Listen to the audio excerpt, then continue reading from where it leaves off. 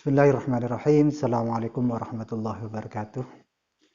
Pada sesi ini saya akan sedikit menjelaskan tentang ayat yang terdapat pada suratul Fatihah, yaitu setelah kita berbicara Bismillahirrahmanirrahim, Alhamdulillahirabbil alamin, maka saat ini kita akan berbicara tentang Ar-Rahmanir Rahim.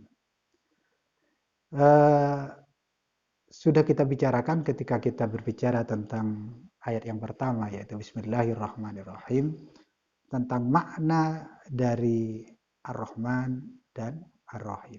Di situ sudah dikatakan bahwa Ar-Rahman itu sifatun dzatiyatun, hiya mabda'ur rahmah wal ihsan. Itu sifat yang bersifat dzatiyah, asasi, bersifat esensi yang merupakan mabda' dari rahmah dan ihsan. Sedangkan ar-rahim itu disebut dengan sifatu fi'lin tadullu ala wusulir rahmah. Sifat yang apa ya? Sifatu fi'lin, sifat yang berhubungan dengan pekerjaan, apa istilahnya? Berhubungan dengan sesuatu yang bisa menyampaikan rahmat itu kepada yang diberi nikmat. Ya. Itu apa? Ar-Rahim. Ya. Sementara Ar-Rahim itu dikatakan sabitun, ya, lahu sifatur rahmah allati anha yakunul ihsan. Sesuatu yang menetap kepada rahmat, ya, yang di dalamnya terdapat kebaikan. Itu Ar-Rahim. Karena itu dikatakan bahwa kata Ar-Rahman itu tidak disebutkan di dalam Al-Quran kecuali berhubungan sifat-sifat dzatiyatullah. Sifat-sifat yang esensi atau instansi bagi Allah Subhanahu wa taala. Ya. Karena itu disebut dengan berhubungan dengan asma'ul dzat, ya. Contohnya misalnya Ar-Rahmanu ala alamal Quran, Ar-Rahmanu alal arsy istawa, qul Allah wa bid'ur rahman. Itu semuanya berhubungan dengan sifat-sifat Allah. Ar-Rahman, Maha Suci, Allah Maha Kasih, Maha Penyayang Allah, ya. Yang bersemayam di atas arsy misalnya, yang telah mengajarkan Al-Quran, ya. Itu tuh berhubungan dengan sifat Allah. Tapi kebalikannya, kata Ar-Rahim itu dikatakan berhubungan dengan sifat-sifat fi'aliyah, ya, dengan uslub, dengan redaksi atau susunan yang muta'addi dan berhubungan dengan yang diberi nikmat oleh Allah Subhanahu wa taala. Contohnya misalnya innallaha bin-nasi laraufur rahim. Wa kana Allahu bil mu'minina rahima. Itu seakan-akan ada sesuatu yang mengalir di situ. Ada sesuatu apa ya? Ada sifat itu berhubungan dengan perbuatan yang sifatnya mengalir kepada yang diberi nikmat oleh Allah Subhanahu wa taala. Itu Ar-Rahman dan Ar-Rahim. Lalu pertanyaannya kemudian, kalau Allah itu memiliki sifat Rahman dan Rahim, lalu kenapa di dalam kehidupan kita ini kita banyak mendapatkan apa ya? Mungkin kalau dikatakan azab terlalu tinggi, tetapi banyak cobaan, banyak bala, banyak musibah, banyak penderitaan yang dialami oleh umat manusia. Ya seperti sekarang ini. Misalnya ada wabah COVID-19 yang itu hampir di seluruh dunia, barangkali di seluruh jagat raya ini terkena imbasnya. Bahkan sudah ribuan manusia meninggal karena virus. Ya. Nah, di situ dikatakan bahwa al-uqubat, ya, siksaan, ujian dan semacamnya itu ada, maka adab, apakah itu adab ataukah itu ujian. Ya, kalau kita pelajari, adab itu dikatakan berhubungan dengan hal-hal yang penyimpangan. Ya. Tapi kalau ujian itu berhubungan dengan proses peningkatan derajat manusia di sisi Allah karena kebaikannya.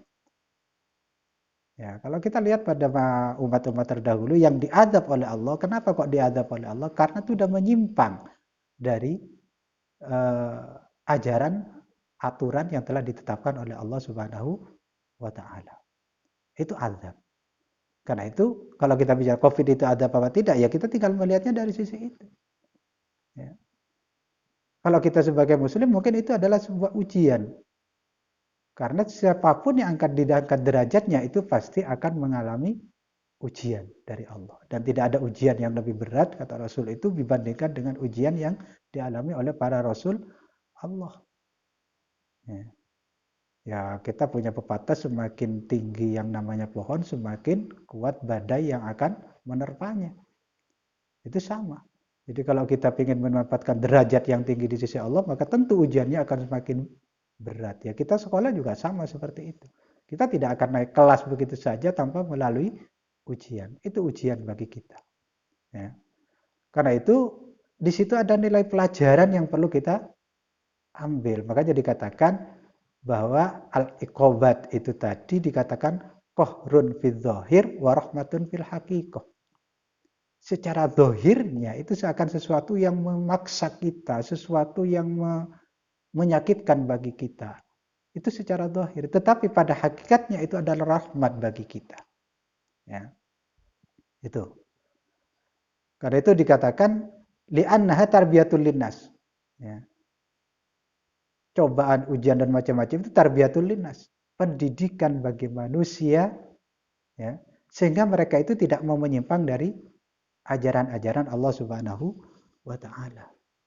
Ya, kita mestinya bersyukur, ya, berterima kasih kepada Allah ketika kita misalnya dalam hidup kita mengalami sakit macam-macam itu, atau mungkin mengalami musibah tertentu, itu mestinya kita bersyukur kepada Allah. Kenapa? Karena itu berarti kita diingatkan oleh Allah atas kelalaian-kelalaian kita. Maka itu menjadi bahan kita untuk muhasabah, untuk melakukan introspeksi diri.